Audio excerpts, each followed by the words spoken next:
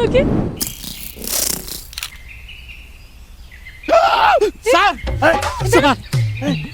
ഒരു വന്യമായ പുലിയിലെ ഫോട്ടോ കിട്ടി സാർ. ഇവിടെ നോക്കട്ടെ. അത് എന്റെ പടമല്ലേടാ? പുലിയല്ലത് സാറാണ്. ഞാനാണ് കണ്ടപ്പോ ഞാൻ ഞെട്ടിപ്പോ ഞാൻ വിചാരിച്ചു കൊരകന്റെ പടം ആയിരിക്കും. പിന്നല്ല കണ്ടിന്യൂ.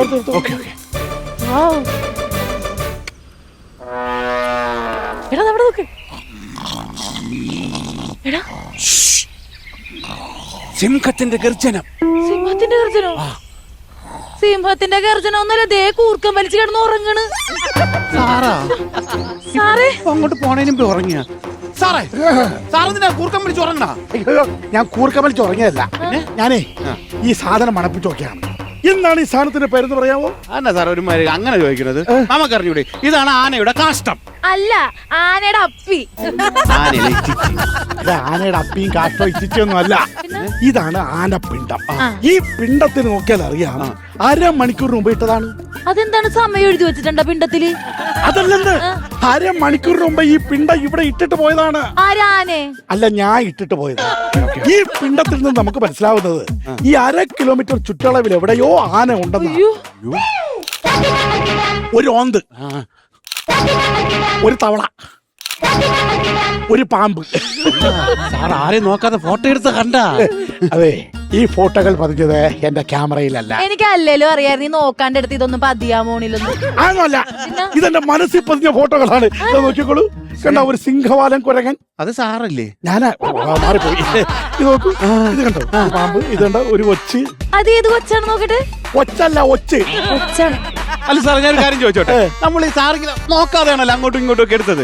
ഇങ്ങനെ എടുത്തിട്ട് എങ്ങനെ സാർ ഇത്രയും കറക്റ്റ് ആയിട്ട് ഫോട്ടോ കിട്ടുന്നത്? അത് മറ്റൊന്നുമല്ല, നമ്മൾ ക്യാമറ ഓൺ ചെയ്ത് വെച്ച് കഴിഞ്ഞാൽ മനുഷ്യനായാലും ഏത് ജീവികളായാലും ക്യാമറയ്ക്ക് പോസ് ചെയ്യും.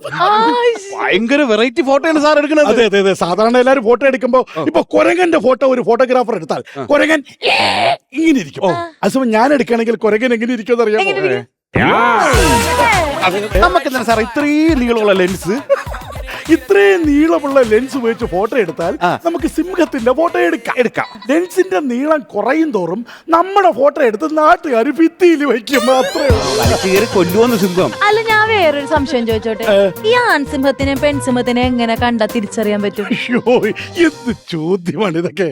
അതായത് ഇപ്പൊ നമ്മളൊരു സിംഹക്കൂട്ടങ്ങളെ കാണുകയാണ്. അപ്പൊ അതില് ജടയം വളർത്തി താടിയം വളർത്തി എന്ന് പറഞ്ഞ ചാടുവ ഏൽപ്പിച്ച് വരുന്നത് ആൺസിംഹം. ഇതൊന്നും ഇല്ലാതെ ജടയും താടിയൊന്നുമില്ലാതെ വളരെ ക്യൂട്ടായിട്ട് ഇങ്ങനെ കേറി വരുന്നത് പെൺസിംഹം. അല്ല, എന്താണ് ഈ ആൺസിംഹം ഷേവ് ഒന്നും ചെയ്യാത്ത? പ്രാരാബ്ദം. അതായത് രാവിലെ എഴുന്നേക്കണം, പിന്നെ ഭാര്യ ജോലിക്ക് പോയി കഴിഞ്ഞാൽ കഞ്ഞി വെക്കണം, കറി വെക്കണം, പിള്ളേർ അപ്പി കഴുകി കൊടുക്കണം. അതും കഴിഞ്ഞ് വേണ്ടേ ക്യാമറ എടുത്ത് കാട്ടിലോട്ട് പോരാൻ. സിംഹം ഇര തേടാൻ ഇറങ്ങാൻ. ആ കാര്യമാണ് പറഞ്ഞത്. അപ്പൊ നമ്മൾ എന്തായാലും വന്ന് പെട്ടല്ലോ, നമുക്ക് കുറച്ച് ഫോട്ടോസും കൂടെ എടുക്കാം. Okay okay okay. ഇതൊരു അപൂർവ സംഗമമാണ്. അമൃത TV പ്രേക്ഷകർക്ക് നൽകുന്ന അമൂല്യ വിഷു കൈനീട്ടം. 20 വർഷത്തെ നിറവാർന്ന അനുഭവത്തിൽ നിന്നും ഉരുത്തിരിഞ്ഞ സരസ സല്ലാപം. ഇന്ന് ഇവിടെ നിൽക്കുന്നതിൽ ഒരു പ്രത്യേക സന്തോഷമുണ്ട്. എന്റെ 28 വർഷവും കൂടെ പൂർത്തീകരിക്കുന്ന ഒരു സമയമായിട്ടും കൂടെ ഞാനിത് ഉപയോഗിക്കുകയാണ്. വിഷുദിനത്തിൽ നിങ്ങൾക്കായി നിറസല്ലാപം. സാറേ, ഓ ആരോ വരുന്നുണ്ട്. മാറിയെന്നോ അല്ലെ വല്ലയിടത്തും കൊള്ളും. Hello hello hello hello hello hello hello hello. ദേവൂടാ ദേവൂടാ ഏഴുമല ദേവൂടാ, സൂടൂടാ സൂടൂടാ എങ്ക പക്കം സൂടൂടാ. നിങ്ങളെല്ലാം കൂടെ വന്യജീവികളെല്ലാം കൂടെ ഇളക്കി വിടുന്ന ടോപ്പിറ്റായി. ഇവിടെ തന്നോട് ഞാൻ പല പ്രാവശ്യം പറഞ്ഞോണ്ട് ഞാൻ കൂടാതെ ഈ കാട്ടിലോട്ട് കയറരുത്. മിസ്റ്റർ സ്കൂൾ നാടകം. സ്കൂൾ നാടകോ? പിന്നല്ലാതെ 1.5 അടി പൊക്കം വെച്ച് ഈ വള്ളം പുറത്തെ മീശയും വെച്ചൊന്ന സ്കൂൾ നാടകം അല്ലേ? അതെ, ഇങ്ങനെ തോക്കം പിടിച്ച് നിൽക്കുമ്പോ കാല് വഴുതി ഈ കുഴിക്കകത്ത് വീട് പോരുത്. അതെന്നാന്നറിയോ, അച്ഛൻ മരിച്ച ഒഴിവിലാണ് ഞാൻ ഈ ജോലി കയറിയത്. അതുകൊണ്ടാ പറഞ്ഞത്. ഒരു കാര്യം ഞാൻ പറഞ്ഞേക്കാം, ഞാൻ അറിയാതെ ഈ കാട്ടിൽ ഒരു ഇല പോലും അനങ്ങത്തില്ല, അറിയാവോ? അയാളെന്താ, ഇയാള് ഈ കാട്ടിലെ കാറ്റാണ്.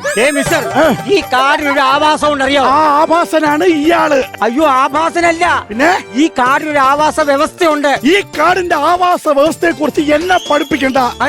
മൈ ഡിയർ സ്റ്റുഡന്റ്, ഈ കാടെന്ന് പറയുന്നത് വന്യമൃഗങ്ങളുടെ വീടാണ്.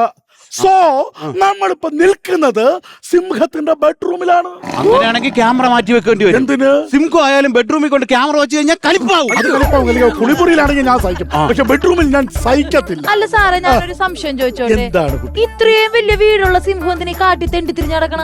ഇതിനകത്ത് കട്ടൻ ചായ ഒഴിച്ചിട്ട് ഞാൻ ഇറങ്ങി പോട്ടെ. അത് കുറെ നേരമായി ഇങ്ങനെ തുടങ്ങി. എന്നാ മണം പിടിക്കുന്നു സാറേ, കാണ്ടാമൃഗം വന്നെന്ന് തോന്നുന്നു. നല്ല സ്മെല്ലുണ്ട്. എന്റെ പൊന്നടാവേ, കാണ്ടാമൃഗം വന്നൊന്നുമല്ല. പിന്നെ ഈ പുള്ളിക്കാരൻ കുളിക്കാതെ നനയ്ക്കാതല്ലേ കാട്ടിലോട്ട് കയറുന്നത്. അതിന്റെ മണമായി അടിക്കുന്നത്. സാറ് കുളിക്കാൻ നനയ്ക്കൊന്നുമില്ലേ? ഞാനത് ചെയ്യാറില്ല. ബിക്കോസ് നമ്മൾ സ്പ്രേ ഒക്കെ അടിച്ച് കുളിച്ച് സോപ്പൊക്കെ തേച്ച് ഇവിടെ വന്നു കഴിഞ്ഞാൽ നമ്മുടെ സ്മെല്ല് മൃഗങ്ങൾ പിടിക്കും. നമ്മൾ ഇവിടെ ഉണ്ടെന്നുള്ള സാന്നിധ്യം അവർ മനസ്സിലാക്കും. അതേസമയം നമ്മൾ നാറിയാണ് കയറുന്നതെങ്കിൽ മൃഗം ആകെ കൺഫ്യൂഷൻ ആവും. സിംഹമൊക്കെ പാറ പരത്തിരുത്തി ഇങ്ങനെ ആലോചിക്കും, ഇതാരാ നാറ്റോടാ നാറ്റോടാ എന്നാലോചിച്ച് ഈ കൺഫ്യൂഷൻ ആവുന്ന സമയം കൊണ്ട് നമുക്ക് എസ്കേപ്പ് ആവാം. ഈ നാറ്റം പോകുന്നതിന് മുമ്പ് എത്രയും പെട്ടെന്ന് കാട് ഇറങ്ങുന്നതായിരിക്കും നല്ലത്. അതെന്താ? നമുക്ക് പോയേക്കാം. വാ. അല്ല സാറേ, നമ്മൾ വന്നത് ഒരു ജോലിക്കാണ്. സാറ് പൊക്കോ. അതെ, നിങ്ങൾ പോകാം. നിങ്ങൾ വരാതെ എനിക്ക് പോകാൻ പറ്റത്തില്ല. അതെന്താ നമ്മളെ കൊണ്ടേ പോകണമെന്ന് സാറിന് ഇത്ര നിർബന്ധം? എന്റെ പൊന്നടവേ, നിങ്ങളെ തിരക്കി ഞാൻ ഈ കാടായ കാട് മുഴുവൻ തിരക്കി വന്നിട്ട് എനിക്ക് തിരിച്ചു പോകാനുള്ള വഴി എനിക്ക് പോലും ഞാൻ മറന്നുപോയി. അറിയാവോ? വഴി മറന്നുപോയി. ഒന്നുകൊണ്ടും പേടിക്കണ്ട. ഈ കാടിന്റെ മുക്കും മൂലയും വരെ കറക്റ്റാണ് അറിയാന്നുള്ള നമ്മളെ സാറല്ലേ കൂടെ നിൽക്കുന്നത്. പുള്ളിക്കറിയാ കേട്ടോ. നിങ്ങൾ ടെൻഷൻ അടിക്കേണ്ട കാര്യമില്ല.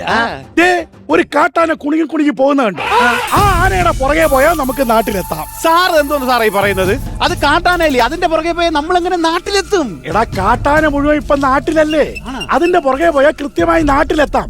നാട്ടിലോട്ടുള്ള വഴി നമുക്കറിയില്ലെങ്കിലും കാട്ടാനയ്ക്ക് നാട്ടിലോട്ടുള്ള വഴി കൃത്യമായി അറിയാം. Follow me.